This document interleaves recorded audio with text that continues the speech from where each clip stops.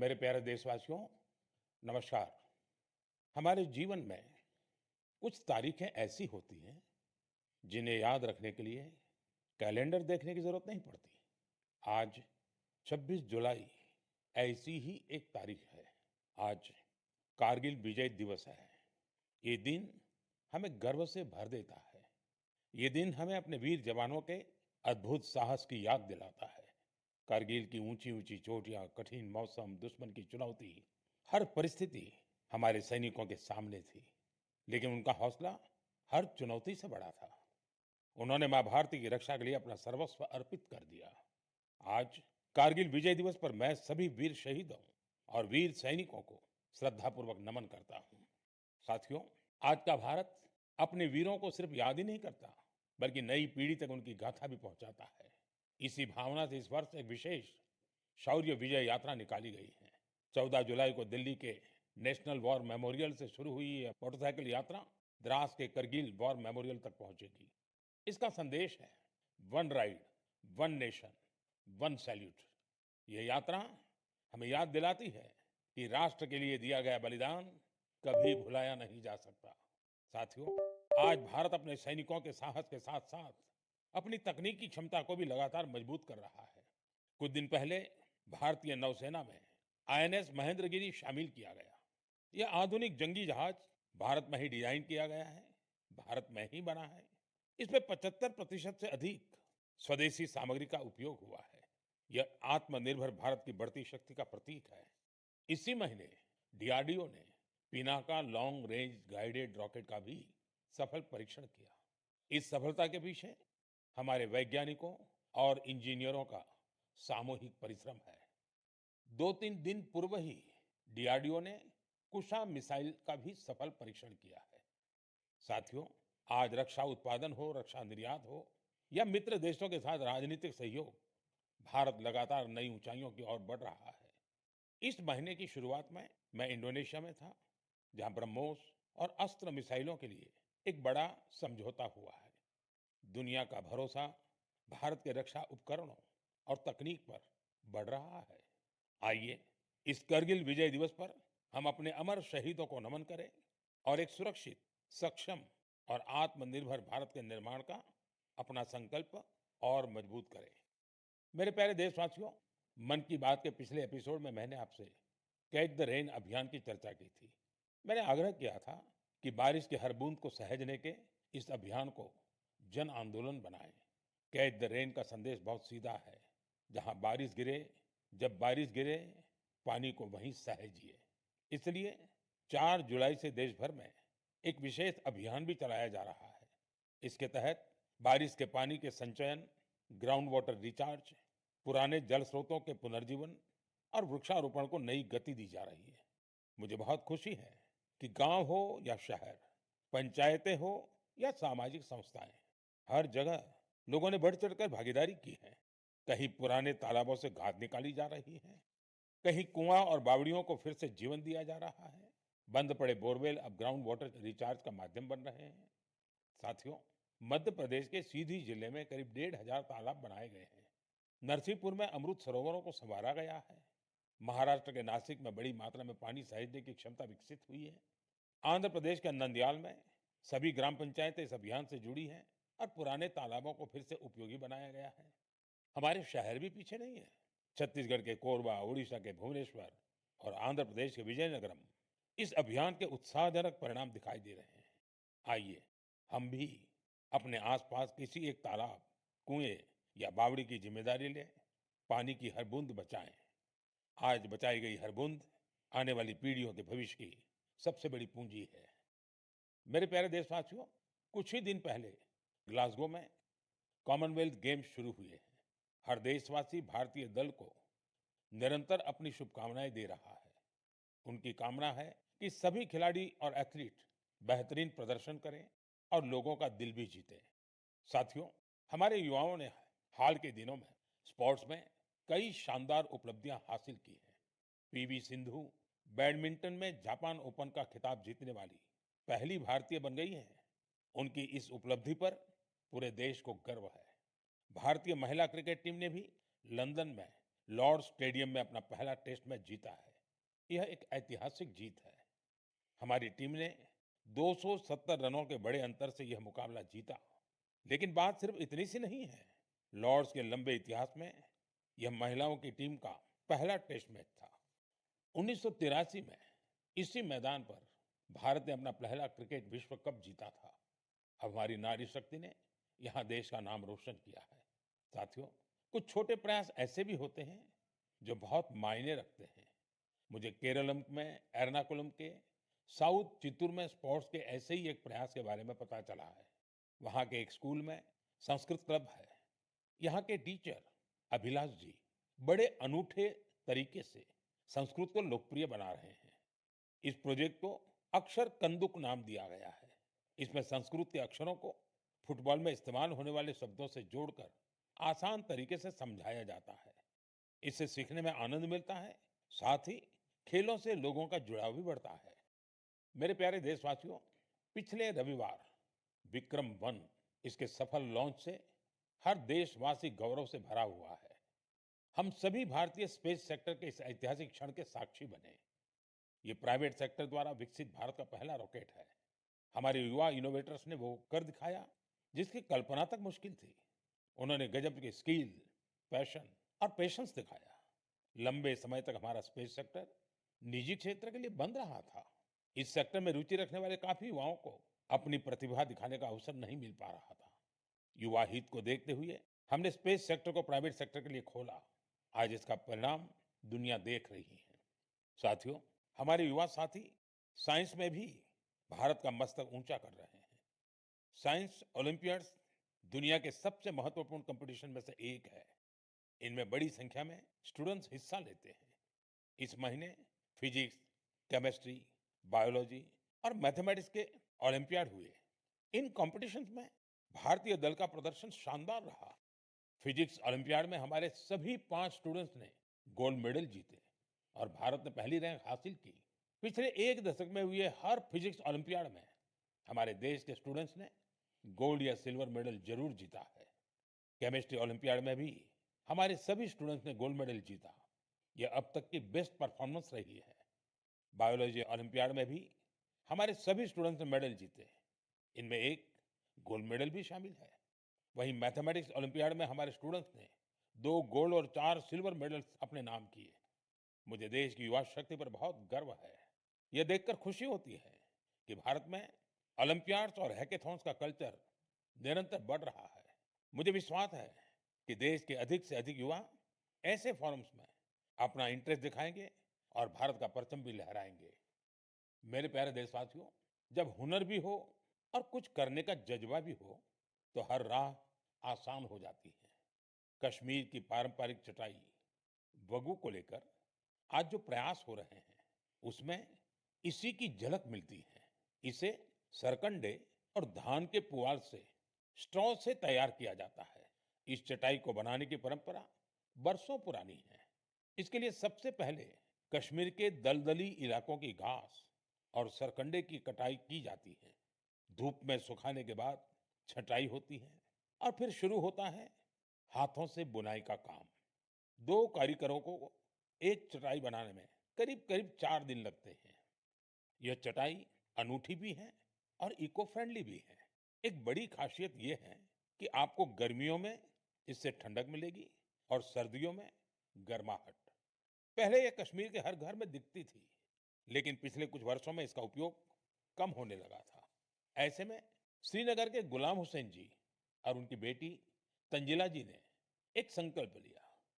दोनों वगू क्राफ्ट की परंपरा को एक नया जीवन देने में जुट गए। गुलाम हुसैन जी बहुत ही साधारण परिवार से आते हैं। उन्होंने इस काम में कई तरह की चुनौतियां भी आई, लेकिन वगू के संरक्षण का उनका संकल्प अडिग था।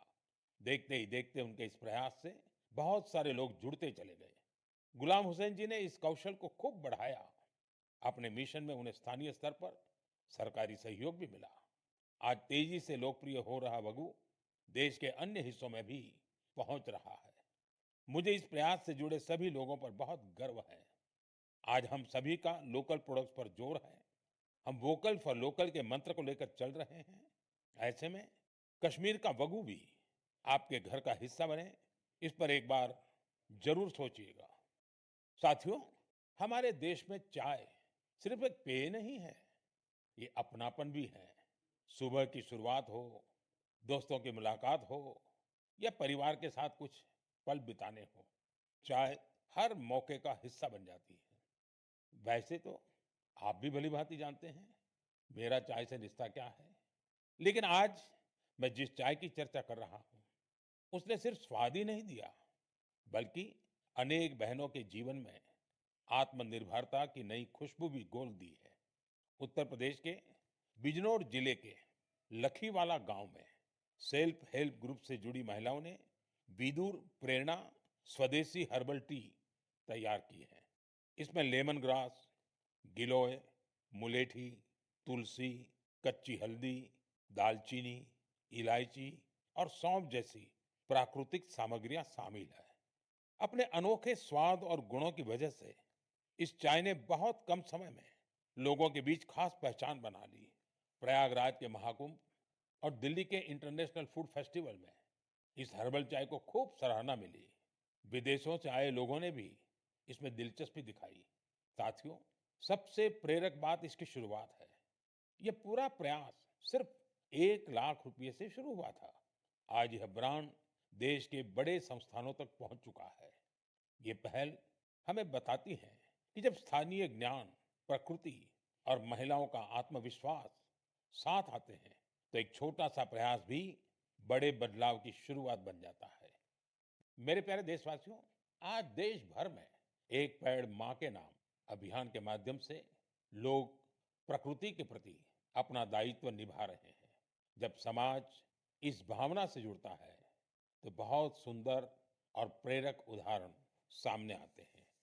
साथियों, अहमदाबाद में जन भागीदारी की अद्भुत शक्ति दिखाई दी है।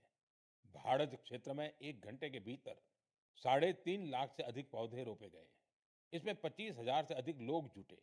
स्कूली बच्चे, एनसीसी कैडेट्स, स्वयंसेवक और आम नागरिक, सभी ने इस अभियान में हिस्सा लिया। आने वाले वर्षों में यही पौधे एक घने शहरी वन का रूप लेंगे। इस प्रयास को Guinness book of world record में दर्ज किया गया है। साथियों, एक पेड़ मां के नाम अभियान के तहत यूपी में भी जन शक्ति का अद्भुत संकल्प देखने को मिला है। वहां एक ही दिन में 12 जुलाई को 35 करोड़ से अधिक पौधे लगाए गए हैं। यूपी का सांसद होने के नाते मेरे लिए ये भी विशेष गर्व की बात है। मेरे प्यारे देशवासियों, पेड़ केवल मनुष्यों के लिए नहीं होते, वे अनगिनत जीवों के घर भी होते हैं। गुजरात के गीर के जंगलों में करीब 60 वर्षों बाद इंडियन ग्रे हॉर्नबिल फिर से बसेरा बना रहा है। ये गिर में बरसों से हो रहे संरक्षण और पुनर्स्थापन के प्रयासों का परिणाम है। हॉर्नबिल को जंगलों का किसान कहा जाता है। ये फल खाते हैं और बीजों को दूर दूर तक पहुंचाते हैं। उन्हीं बीजों से जंगल में नए पेड़ उगते हैं। इस तरह एक पक्षी जंगल को फिर से हरा भरा बनाने में मदद करता है। मैं आप सभी से कहूंगा, हम सभी अपने जीवन के किसी विशेष अवसर को प्रकृति से जरूर जोड़ें। एक पेड़ मां के नाम लगाएं। आज का लगाया एक छोटा सा पौधा आने वाली पीढ़ियों के लिए हरियाली, स्वच्छ हवा और सुंदर भविष्य की विरासत बन सकता है। मेरे प्यारे देशवासियों, हम सभी जानते हैं कि आज प्लास्टिक प्रदूषण पूरी दुनिया के पर्यावरण के लिए बड़ी चुनौती बना हुआ है। सिंगल यूज प्लास्टिक का कचरा कई वर्षों तक प्रकृति को नुकसान पहुंचाता रहता है। इसलिए प्लास्टिक का सही निस्तारण बहुत जरूरी है। साथियों, बिहार के सीतामढ़ी में वेस्ट टू वेल्थ का शानदार उदाहरण सामने आया है। यहाँ कचरे की रिसाइकलिंग कर उससे आकर्षक बेंच बनाई जा रही है। एक बेंच तैयार होने में करीब 40 किलो सिंगल यूज प्लास्टिक खप जाती है। यह मजबूत, टिकाऊ और आरामदायक होने के साथ साथ इको फ्रेंडली भी होती है। इसे सरकारी स्कूलों, पार्कों और सार्वजनिक स्थलों पर लगाया जाता है। इसके जरिए लोगों में पर्यावरण संरक्षण को लेकर जागरूकता भी बढ़ रही है। इस प्रयास में स्थानीय इकाई के साथ ही जिला प्रशासन की महत्वपूर्ण भूमिका है। इससे स्थानीय स्तर पर रोजगार के अवसर भी पैदा हो रहे हैं। सीतामढ़ी का यह प्रयास हमें बताता है कि रिड्यूस, रीयूज और रिसाइकल आज केवल एक नारा नहीं, बल्कि हमारे जीवन का हिस्सा बनता जा रहा है। साथियों, आपको याद होगा, पिछली बार मन की बात में मैंने गणेश उत्सव की बात की थी। मैंने आग्रह किया था कि हमें अपने देश की मिट्टी से ही बने गणेश जी की पूजा करनी चाहिए। जो पीओपी से बने गणेश जी होते हैं या विदेश से आई गणेश जी की प्रतिमा होती है, उसके बजाय हमें देश की मिट्टी से बने गणेश जी को घर में स्थापित करना चाहिए। इस विषय पर अनेक लोगों ने मुझे संदेश भेजा है और अपने विचार रखे हैं। लोगों ने बताया कि उन्होंने मेरे आग्रह को अपनाया है। उन्होंने स्थानीय मिट्टी से तैयार होने वाले गणेश जी को स्थापित करने का संकल्प लिया है। लोगों ने लिखा है कि मन की बात में पहले इस पर चर्चा हुई, इससे उन्हें सही वक्त पर सही कदम उठाने में मदद मिली। मैं एक बार फिर अपना आग्रह दोहराता हूँ, इस बार गणपति पूजा में देश की मिट्टी से बने गणेश जी को अपने घर पर स्थापित करें, उनकी पूजा करें। आपका ये प्रयास भी एक तरह से प्रकृति की ही पूजा होगा। मेरे प्यारे देशवासियों, अब मैं आपको एक ऐसे व्यक्ति के बारे में बताऊंगा जिनके बारे में सुनकर आपको बहुत गर्व होगा।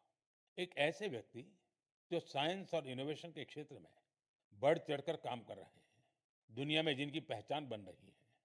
लेकिन इसके बाद भी वो अपनी जड़ों से गहराई से जुड़े हुए हैं। अवसर मिलते ही वो अपनी मिट्टी का सम्मान करना नहीं भूलते। वो व्यक्ति हैं मणिपुर के डॉक्टर रोनाल्डो रेशराम जी। नाम उनका रोनाल्डो है, लेकिन काम से वो एक एस्ट्रोफिजिसिस्ट है। वे जापान में काम करते हैं और यंग गैलेक्सीज के एक विशाल समूह की खोज करने वाली टीम का हिस्सा रहे हैं। आप जानना चाहेंगे कि उन्होंने आखिर किया क्या है? दरअसल उन्होंने इस पूरे समूह का नाम मणिपुर की एक खूबसूरत झील से जोड़कर लोकटक प्रोटो क्लस्टर रखा है। लोकटक ताजे पानी की बहुत बड़ी झील है। लोकटक लेक में तैरती हुई फुमड़ी मिलकर एक अनोखा लैंडस्केप बनाती है। ऐसा लगता है कि विशाल समंदर में छोटे छोटे द्वीप तैर रहे हो।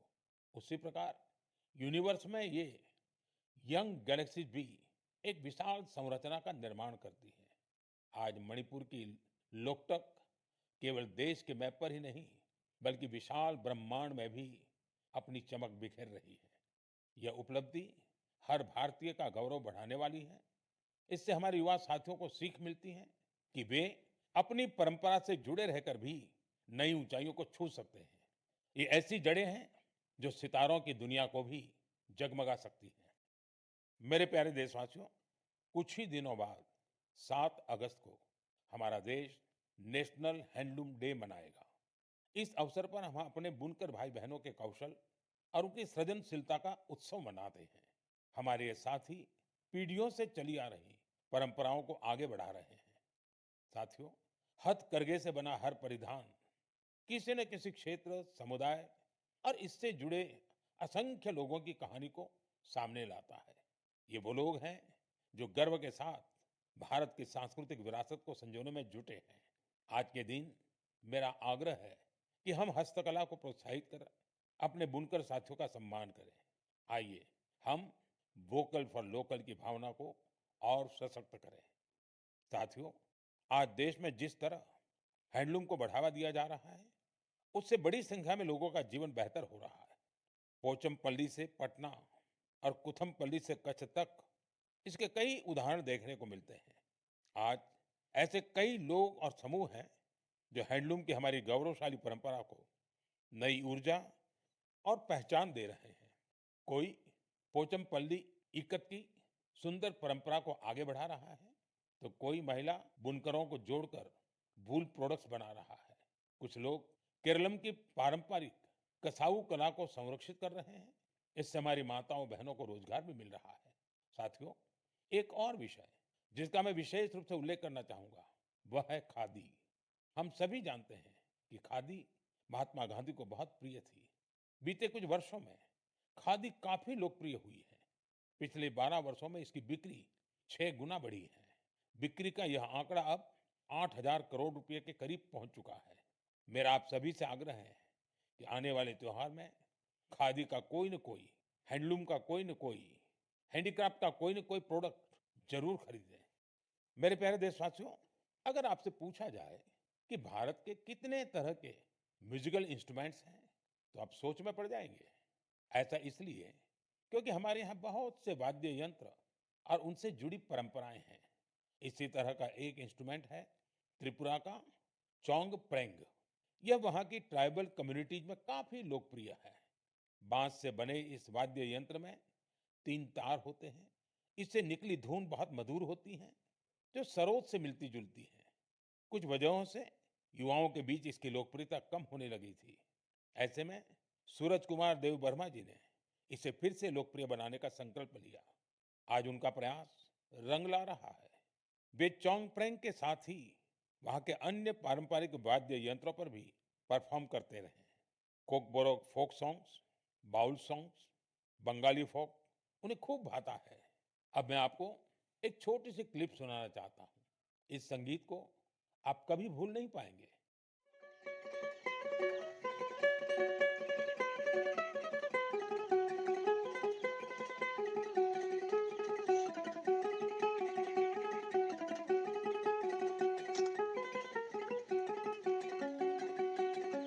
Dado hanmale boki saniye hani sagano khalitola. साथियों, मुझे विश्वास है इसे सुनकर आपके मन को बहुत अच्छा लगा होगा। मुझे देव वर्मा जी पर बहुत गर्व है। पारंपरिक संगीत को लोकप्रिय बनाने का उनका प्रयास बहुत ही सराहनीय है। मेरा आग्रह है कि आप भी अपने आसपास के पारंपरिक वाद्य यंत्र की जानकारी सोशल मीडिया पर जरूर शेयर करें। आपकी यह कोशिश दूसरों को भी पारंपरिक भारतीय संगीत से जरूर जोड़ेगी। मेरे प्यारे देशवासियों, कल 27 जुलाई को भारत रत्न डॉक्टर एपीजे अब्दुल कलाम जी की पुण्यतिथि है। डॉक्टर कलाम के व्यक्तित्व में कई प्रेरक रूप थे, लेकिन उनके हृदय के सबसे करीब एक शिक्षक की भूमिका थी। वे बच्चों और युवाओं को बड़े सपने देखने के लिए प्रेरित करते थे। संयोग से इसी हफ्ते हम गुरु पूर्णिमा का पावन पर्व मनाएंगे। हमारे माता पिता हमारे पहले गुरु होते हैं। स्कूल के शिक्षक हमें अक्षर ज्ञान देते हैं। गुरु पूर्णिमा ऐसे सभी गुरुओं के प्रति कृतज्ञता जताने का अवसर है। मैं देश के सभी शिक्षकों और गुरुजनों को श्रद्धापूर्वक प्रणाम करता हूँ। साथियों, कुछ ही सप्ताह बाद हम अपनी स्वतंत्रता का महापर्व भी मनाएंगे। 15 अगस्त हर भारतीय के लिए गर्व का दिन है। ये उन असंख्य वीरों को याद करने का दिन है जिन्होंने भारत माता की स्वतंत्रता के लिए अपना सब कुछ समर्पित कर दिया। उनके त्याग और तपस्या की वजह से आज हमारे हाथ में तिरंगा है। इस तिरंगे में हमारे संविधान के आदर्श हैं। साथियों, पिछले कुछ वर्षों में हर घर तिरंगा अभियान ने पूरे देश को एक अद्भुत भावना से जोड़ा है। हर घर, हर गली में तिरंगे का उत्सव दिखाई देता है। इस वर्ष भी हमें हर घर तिरंगा अभियान को पूरे उत्साह के साथ आगे बढ़ाना है। अपने घर पर पूरे सम्मान के साथ तिरंगा फहराना है। साथियों, हर वर्ष 15 अगस्त से पहले आप मुझे बहुत से विचार और सुझाव भेजते हैं। इस वर्ष भी आप अपने विचार माई गॉव पर जरूर साझा कीजिए। मुझे आपके सुझावों का इंतजार है। साथियों, मन की बात में आज इतना ही। अगले महीने हम फिर मिलेंगे देशवासियों की अनेक नई उपलब्धियां और प्रेरक प्रयासों के साथ। तब तक के लिए मुझे अनुमति दीजिए। बहुत बहुत धन्यवाद। नमस्कार।